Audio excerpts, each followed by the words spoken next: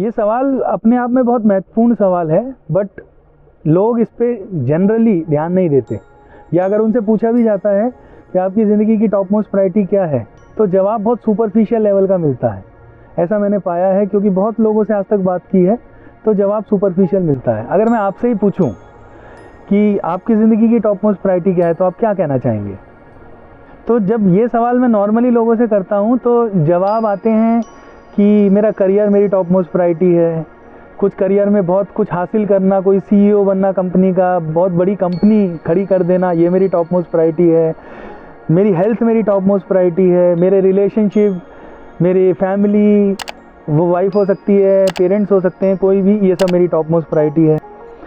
तो सुनने में तो बहुत अच्छा लगता है, बट थोड़ी सी गहराई में अगर हम जाके इस पे ध्यान दें, थोड़ा सा इंट्रोस्पेक्शन करें, तो हमको ये समझ में आएगा कि ये बहुत सुपरफिशियल जवाब है, क्योंकि ये बहुत लंबे समय तक मदद नहीं करते। इनफैक्ट अगर इनमें से कोई भी हमारी टॉप मोस्ट प्रायोरिटी है, तो क्या होगा, ये समय के साथ साथ बदलती रहेगी, और बदलती रहेगी। जैसे आज मेरे जीवन में कोई समस्या है और रिलेशनशिप की कोई समस्या हो गई, तो रिलेशनशिप मेरी टॉप मोस्ट प्रायोरिटी बन जाएगी, क्योंकि मेरे जीवन में उस रिलेशनशिप से रिलेटेड कोई समस्या है। ऐसे ही मान लीजिए मैंने एक भ्रम पाला हुआ है, भ्रम ऐसा कि दुनिया ने कहा जब तक तुम कुछ बन के दिखा नहीं देते, कुछ अचीव नहीं कर लेते, तब तक दुनिया तुमको जानेगी नहीं। तो कुछ दुनिया में हासिल करना, अचीव करना और दुनिया को दिखाना कि मैं कुछ हूँ, ये मेरी टॉप मोस्ट प्रायोरिटी बन गई। हम ऐसी टॉप मोस्ट प्रायोरिटी बनाते रहते हैं और वो समय के साथ साथ बदलती रहती है। इसमें जो सबसे बड़ी समस्या है वो ये है कि आपको संतुष्टि कभी नहीं होती ऐसी टॉप मोस्ट प्रायोरिटी बना के। आप कंटेंटमेंट में कभी नहीं जी सकते। फुलफिलमेंट जिसको हम बोलते हैं, कंटेंटमेंट या सेटिस्फैक्शन बोलते हैं, वो कभी नहीं आता। तो हमको एक बात समझनी पड़ेगी, अगर हम इनमें से किसी भी चीज़ को अपनी टॉप मोस्ट प्रायोरिटी बोल रहे हैं, तो बेसिकली एक इल्यूजन में जी रहे हैं, एक भ्रम में जी रहे हैं, और ये भ्रम एक लूप की तरह है जो चलता रहता है, और हम कभी कंटेंटमेंट में आ नहीं पाते। क्यों? क्योंकि हमें कुछ और चाहिए होता है। जो भी बदल रहा है बस उसके हिसाब से हमारी सिचुएशन बदली, और हम एक दौड़ में दौड़ते रहते हैं, वो दौड़ कभी ख़त्म नहीं होती। इसीलिए जब हम थोड़ा सा और गहराई से ध्यान देंगे तो हमको दो बातें समझ में आएंगी यहाँ पे। वो दो बातें क्या हैं? किसी व्यक्ति की टॉप मोस्ट प्रायोरिटी, कोई भी चीज़ दो ही तरीके से बनती है।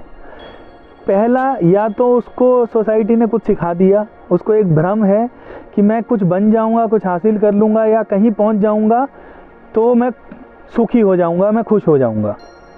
तो ये एक ऐसा भ्रम पाला, तो वो चीज़ हमारी टॉप मोस्ट प्रायोरिटी बन गई। या फिर दूसरा केस होता है कि जो चीज़ मुझे दुख दे रही है उस चीज़ को दूर करना, क्योंकि मुझे दुख बिल्कुल पसंद नहीं है।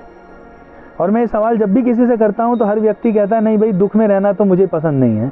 आज तक कोई व्यक्ति नहीं मिला जो कहता है नहीं मैं दुख के साथ संतुष्ट हूँ। वो कहता है नहीं दुख तो मुझे पसंद नहीं है। तो जो चीज़ मुझे दुख देने लगी, अब वो चीज़ को बदलना मेरी टॉप मोस्ट प्रायोरिटी हो गई। क्यों? क्योंकि मैं दुखी नहीं रहना चाहता।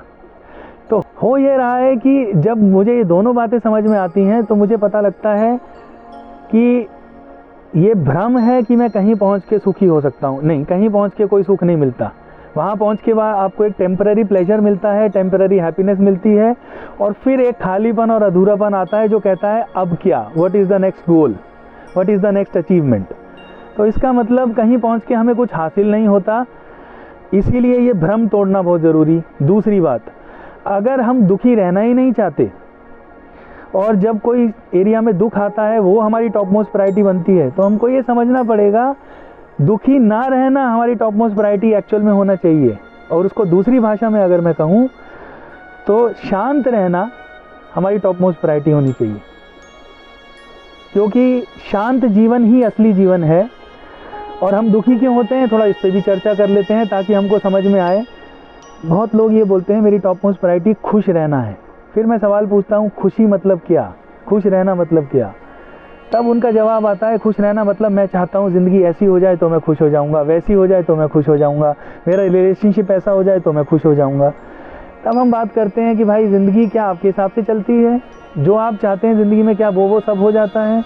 तो कहते हैं नहीं, ऐसा तो नहीं होता। इसका मतलब ये जो हैप्पीनेस की चेज़ है, यानी जो खुशी को आप ढूंढ रहे हैं, चेज़ कर रहे हैं, यही आपके दुख का इकलौता कारण है। हमको हैप्पीनेस बिल्कुल नहीं चाहिए, हमको शांति चाहिए। और शांति और हैप्पीनेस में ज़मीन आसमान का अंतर होता है, क्योंकि हैप्पीनेस टिकी होती है कुछ होने पे, और जब वो होता है तो हम खुश हो जाते हैं, जब वो नहीं होता तो हम दुखी हो जाते हैं।